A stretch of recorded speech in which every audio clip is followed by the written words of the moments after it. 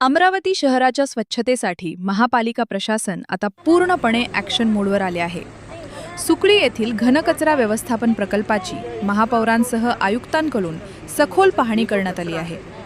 महापौर श्रीचंद तेजवानी आणि मनपा आयुक्त वर्षा लड्डा यांनी सुकळी प्रकल्पाला भेट देऊन कचरा विलगीकरण आणि RDF निर्मिती प्रक्रियेचा सविस्तर आढावा घेतला. यावेळी उपमहापौर सचिन भेंडे आणि स्थायी समिती सभापती अविनाश मार्डीकर यांचीही प्रमुख उपस्थिती होती. दररोज 250 मेट्रिक टन कचऱ्यावर प्रक्रिया करण्याची क्षमता असलेल्या या प्रकल्पातून 100 मेट्रिक टन RDF चंद्रपूरला पाठवला जात असल्याची महत्त्वपूर्ण माहिती देण्यात आली.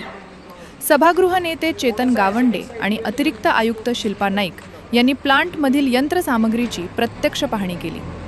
नागरिकांनी कचऱ्याचे घरातूनच ओला आणि सुका असे वर्गीकरण करावे असे कळकळीचे आवाहन यावेळी करण्यात आले आहे. बायो मायनिंग आणि लँडफिल साईटच्या कामाबाबतही आयुक्तांनी यावेळी पूर्ण समाधान व्यक्त केले.